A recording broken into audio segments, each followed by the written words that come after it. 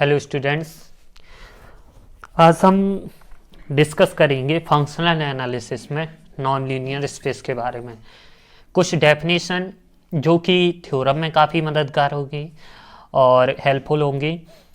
तो एक दो हम 4 5 6 नॉन लीनियर स्पेस में डेफिनेशन को आज डिस्कस करेंगे, देखते हैं आपको समझाएंगे।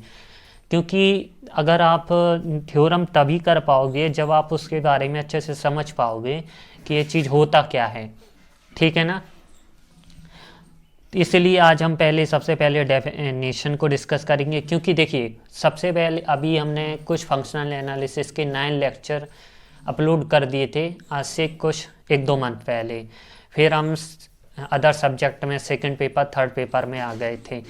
तो जिसने पहले नहीं देखे हों तो वो आप देख सकते हो, आई बटन में दिए गए हैं, आई बटन पर क्लिक करके देख सकते हो, ठीक है ना। प्लेलिस्ट में भी आपको मिल जाएंगे। तो इसमें हम अब बारी बारी से, क्योंकि बाकी जो हमने पिछले में ऑपरेशन रिसर्च पढ़ा रहे थे वो तो हो चुका है हमारा, बाकी अब हम जितना हो चुका है बाकी अगले सेमेस्टर में देखेंगे। तो नॉन लीनियर स्पेस की में सबसे पहले डेफिनेशन को देखेंगे, कंटिन्यूअस फंक्शन, ठीक है ना। तो कंटिन्यूअस फंक्शन होता क्या है?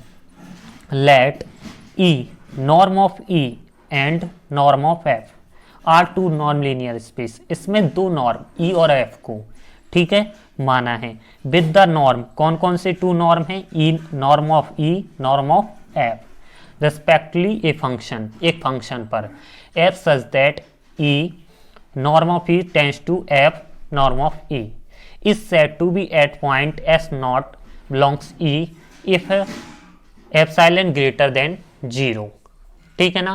तो there is just del greater than 0 such that fx minus fx naught क्या होगा? इसका नॉर्म a होगा लेस देन एप्सिलॉन से, ठीक है ना। तो कब कंटिन्यूअस फंक्शन कहलाएगा? जब इसका fx नॉट, fx फंक्शन का जो x का फंक्शन का fx नॉट होगा तो ये हमारा ये क्या होगा?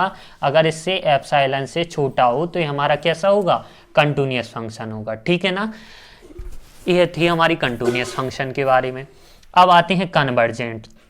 देखें, आपने देखा होगा, पढ़ा होगा, या हमने बताया था पिछले लेक्चर में कि अभी हमने नॉन लीनियर स्पेस के बारे में, नॉन लीनियर स्पेस के बारे में तो हमने काफ़ी बता दिया था, काफ़ी डिस्कस कर लिया था। एक बार और हम बता देते हैं कि नॉन लीनियर स्पेस क्या होता है। देखिए कि नॉन लीनियर स्पेस के लिए हमें 4 कंडीशन फॉलो करना पड़ती है, ठीक है ना। सबसे पहले क्या होता है कि जो नॉर्म ऑफ एक्स होता है ये होता है लेस देन इक्वल टू 0, ठीक है ना। तो इसलिए हम इसको नॉर्म ऑफ एक्स को इक्वल टू दिखा देते हैं सेकंड कंडीशन में। अब थर्ड कंडीशन ये हमारी नॉन लीनियर स्पेस की है। थर्ड कंडीशन में क्या करते हैं कि norm of x plus norm of y होती है less than equal to norm of x plus norm of y, ठीक है ना। और जो फोर्थ कंडीशन होती है, फोर्थ कंडीशन क्या होती है कि जब भी कोई स्केलर क्वांटिटी आती है, स्केलर क्वांटिटी लैम्डा मान देते हैं एक्स को, तो ये हमारी हो जाती है इक्वल टू किस में? मोड में, mode lambda multiplication norm of x, ठीक है ना।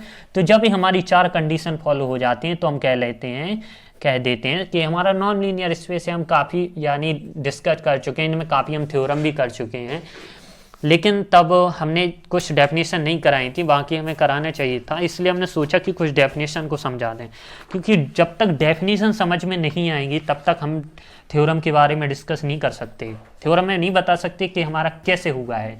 इसलिए हमने डेफिनेशन को लिया है।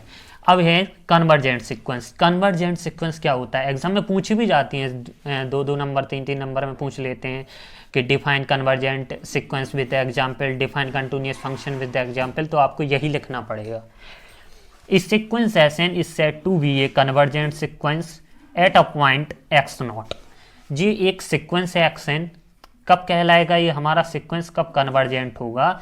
जब कोई पॉइंट एक्स नॉट कैसा होना चाहिए? ग्रेटर देन इक्वल टू, और ये पॉजिटिव नंबर, ये कंडीशन होना चाहिए। जब कौन सी कंडीशन दी गई हो कि एप्सिलॉन ग्रेटर देन 0 और एक पॉजिटिव इंटीजर पॉजिटिव नंबर जो एक्स एन है माइनस एक्स नॉट, ये लेस देन कैसे होगा? एप्सिलॉन, ठीक है ना।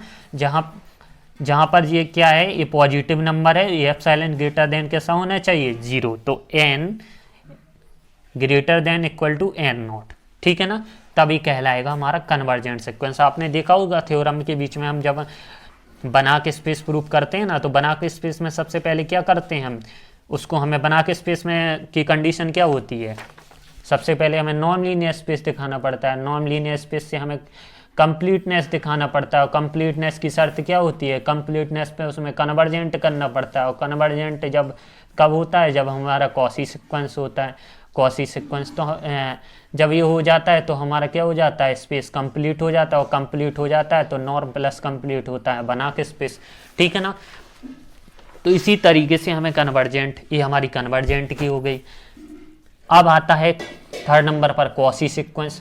तो कॉसी सीक्वेंस क्या होता है, ये sequence x n is said to be a Cauchy sequence if given, तब जब एक्शन कोई सीक्वेंस तब कॉसी सीक्वेंस कहलाएगा when if given epsilon greater than 0 there exist a positive number n naught belongs to capital N such that, केवल convergent sequence और Cauchy sequence में अंतर केवल इतना ही होता है कि इसमें तो एक्सन अकेला रहता है, इसमें क्या रहता है एक्सएम माइनस एक्सन, इसमें क्या रहते हैं टू इंटीजर्स रहते हैं, ठीक है ना, एक एक्सएम माइनस एक्सन, जो पहला रहेगा वो दूसरे से क्या होगा पॉजिटिव, तब हमारा कॉसी सीक्वेंस कहलाएगा। तो norm of x n minus x n less than equal to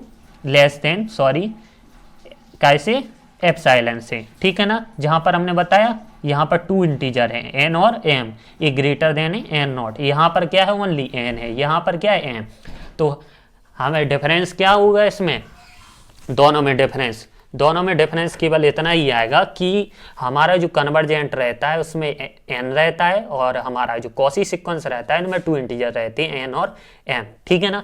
अब चौथी हम बताते हैं बना के स्पेस, बहुत ही सिंपल, हमने बताया था ये बना के स्पेस एक्स एंड नॉर्म, इस नॉर्म क्यों लगाए कि non linear space is a complete non linear space, कैसा होना चाहिए, नॉन लीनियर स्पेस भी होना चाहिए प्लस कंप्लीट, तब कहलाता हमारा Banach space, where completeness means for every sequence x n in x with, ये हमने ये क्या ये उसने क्या कर दिया, ये तुम्हारा कॉसी सीक्वेंस अभी दिख रहा है एक्सएम माइनस एक्सएन बिलोंग्स कर रहा है 0, यानी एक्सएन क्या है एम और एन का है इनफाइनाइट, ठीक है ना, इनफाइनाइट की तरफ जा रहे हैं। There exists x belongs capital X such that, जो एक्सन माइनस एक्स है फॉर इंटीजर कर रहा है इनफाइनाइट, तो ये तुम्हारा क्या होगा, जब ये कॉसी सीक्वेंस दिखाना पड़ेगा तो पहले उसको कन्वर्जेंट दिखाना पड़ेगा, और जब कन्वर्जेंट कॉसी सीक्वेंस तुम्हारा कन्वर्जेंट कॉसी सीक्वेंस हो जाएगा 0 हो जाएगा, तो हम कह देंगे कि हमारा ये स्पेस क्या है कंप्लीट है, और कंप्लीट हो जाएगा तो हम क्या कह देंगे कि हमारा क्या है बना के स्पेस है, ठीक है ना। आई होप कि आपको समझ में आया होगा। इसके बाद आते हैं क्वांटिटी स्पेस।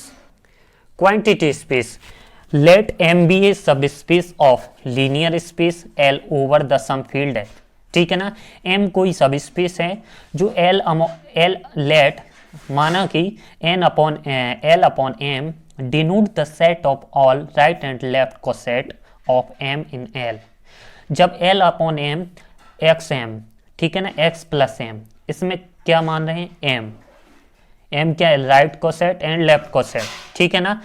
जब इसमें क्या होता है एल अपॉन एम में, ये हमारा क्वांटिटी स्पेस कब होता है, जब इसमें कोई ऐड करते हैं, एडिशन एंड मल्टीप्लिकेशन, तब जब टू राशियां आती हैं, जैसे हमें कोई थ्योरम आ जाती है, कोई थ्योरम के अंतर्गत जो टू चीज़ें उपयोग होती हैं x plus m plus y plus m, जब टू चीज़ें, तो इनको हम सब स्पेस में किस तरीके से हम कन्वर्ट करते हैं, तो क्या कहते हैं एक्स प्लस एम, इसमें कॉमन बेस क्या आ रहा है एम, इसलिए एम को हमने क्या कर दिया एक ही बार किया, तो जब इनका हम एडिशन करते हैं तो x plus y plus m हो जाता है, और जब इसका मल्टीप्लिकेशन करते हैं तो एक्स एल्फा एक्स हो जाता है प्लस एम, जहाँ पर x plus m y plus m belongs करेगा एल अपॉन एम में, और एल्फा बिलोंग्स एफ में, एक्स वाई बिलोंग्स एल में, ठीक है ना।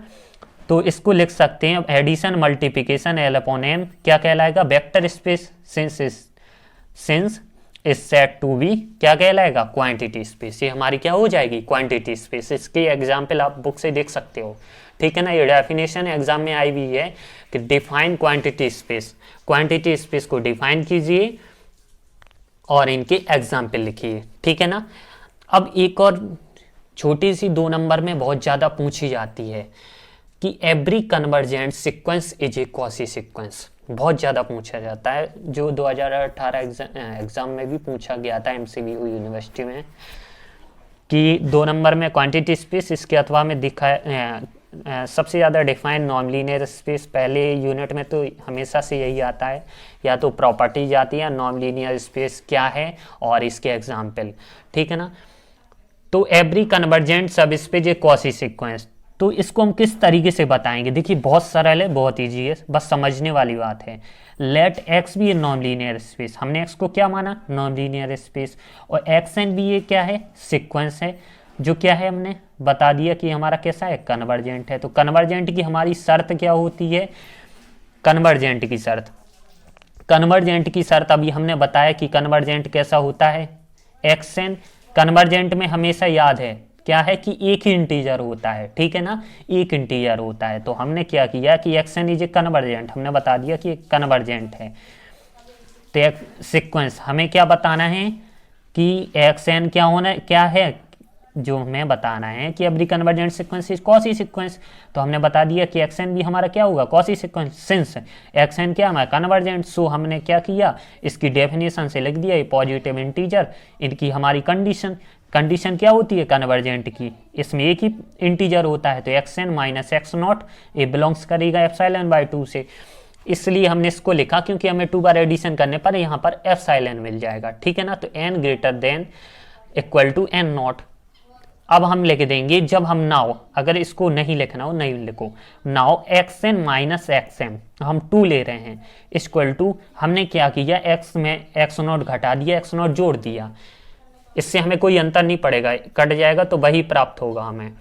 अब हमने क्या पर इसमें ट्राइंगल इनइक्वलिटी लगा दी, ट्राइंगल इनइक्वलिटी में हमने क्या किया, इनको अलग अलग कर दिया, अलग अलग करने पर क्या हुआ कि इसमें से माइनस कॉमन ले लिया, माइनस कॉमन लेने पर माइनस कॉमन लिया, और मोड में जब हम माइनस लेते हैं तो कोई फर्क नहीं पड़ता है, पॉजिटिव आता है। और जो तुमने पढ़ा है नॉर्म लीनियर स्पेस की थर्ड कंडीशन, फोर्थ कंडीशन होती है कि लेमडा और एक्स, नॉर्म ऑफ एक्स क्या आता है, नॉर्म एक्स ही आता है, लेमडा एक्स। तो हमने 1 यहाँ पर तो 1 का रहेगा, इसलिए भी आ गया। अब हम इसको क्या लिख सकते हैं, इसी की सहायता से x/2 बाई इक्वेशन फर्स्ट, तो यहाँ पर लिख सकते हैं by equation first, x n minus x naught x/2 epsilon by 2, x m minus x naught epsilon by 2, इसी hence x m minus x m less than equal to epsilon, जहाँ पर N और एम ग्रेटर देन एम। तो हम इसी प्रकार से कह सकते हैं कि every convergent sequence is a Cauchy sequence. तो इस तरह से आपकी कुछ डेफिनेशन थी, आपको इन्हें याद करके रखना है, ठीक है ना। क्वांटिटी स्पेस में क्या होता है, एडिशन और मल्टीप्लिकेशन होती हैं, इनको किस तरीके से जोड़ा जाता है।